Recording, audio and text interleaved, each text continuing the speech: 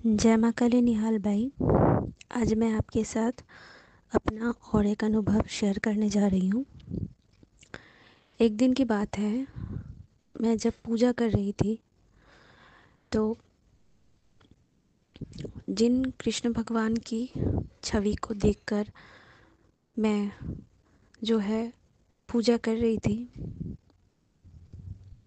अचानक से उस छवि में मुझे जो है माँ काली दिखने लगी। मतलब कृष्ण जी का जो स्वरूप था वो माँ काली के स्वरूप में बदल गया।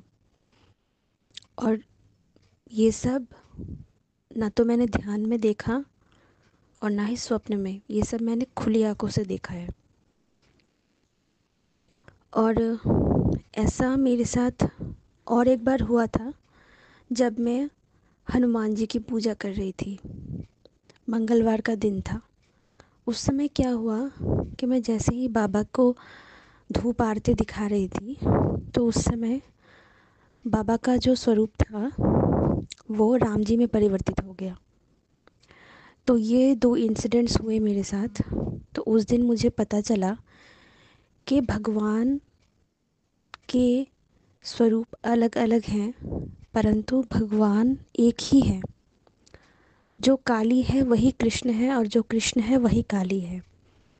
जो राम है वही हनुमान जी हैं एवं हनुमान जी ही राम हैं।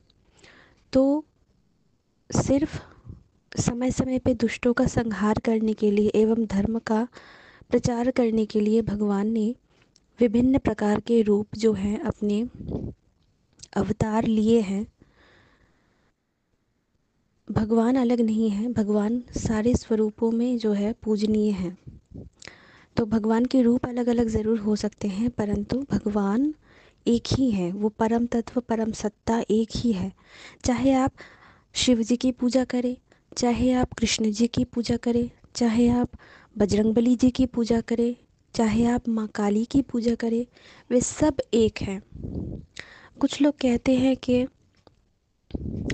माँ काली से हमें बहुत डर लगता है, माँ काली बड़ी डरावनी लगती है।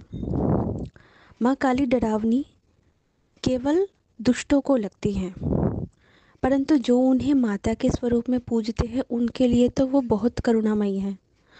और हम भक्त, हम जो माँ के बच्चे हैं, तो हम माँ को माँ के स्वरूप में पूजते हैं। जब हम माँ की पूजा करते हैं तब हमें ये नहीं दिखता कि माँ ने मुंडों की माला पहनी है, माँ की जीभ कितनी बड़ी है, या फिर माँ के एक हाथ में खप्पर है। हमें ये सब नहीं दिखता। हमें तो सिर्फ वो करुणामयी माँ दिखती हैं जो कि हमसे बहुत प्रेम करती है।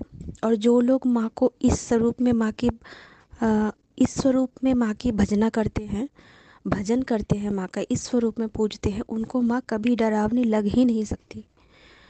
और माँ काली के दो स्वरूप हैं, एक शक्ति रूप है और एक माँ के स्वरूप में लोग पूजते हैं।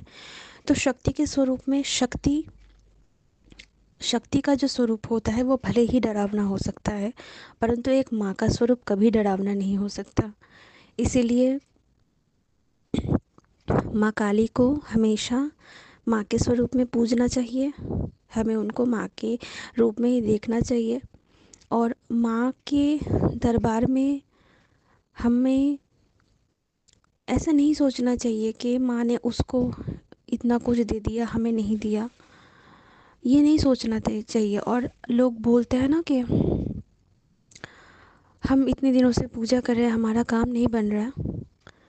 तो इस संसार में सभी रिश्ते स्वार्थ के होते हैं, परंतु भगवान से जो हमारा रिश्ता होता है वो निस्वार्थ होता है। और अगर आप निस्वार्थ भाव से किसी भगवान की पूजा करते हैं तो इसका अर्थ ये है कि वो भगवान आपको चाहे सुख दे या फिर दुख दे, आप सब कुछ हंस के स्वीकार करेंगे और उनका धन्यवाद करेंगे। क्योंकि जो चीज़ आपको लग रही है कि आपके जीवन में ये दुख है, संकट है, वो भी आपको कुछ ना कुछ सिखाने के लिए ही आए हैं। उससे आप कुछ ना कुछ आपको सीखने के लिए ही मिलेगा। बाद में जब आपके अच्छे दिन आएंगे या फिर, तो आपको पता चलेगा कि वो दुख के दिन भी ज़रूरी हैं। क्योंकि सुख और दुख का पहिया तो ये तो चलता रहेगा, क्योंकि ये मृत्यु लोक है। तो और यहाँ ये मनुष्य योनि हमको जो है अपने कर्म भोगने के लिए एवं अपना जो मनुष्य जीवन है इसको सार्थक बनाने के लिए मिली है। तो यही हमारे लिए उत्तम होगा कि हम सभी माँ की सेवा करें, माँ की पूजा करें। सच्चे मन से पवित्र भाव से अगर हम माँ की पूजा करेंगे या फिर किसी भी भगवान की पूजा करेंगे तो वो ज़रूर हम पे अपनी कृपा करते हैं। अंत में मैं बस यही कहूँगी कि माँ काली निहाल भाई आप पे एवं आपके पूरे परिवार पे सदा कृपा करती रहें। आप सदा खुश रहें। सभी प्रकार की नकारात्मकताओं से माँ काली आपकी रक्षा करे। जय महाकाली, जय महाकाल।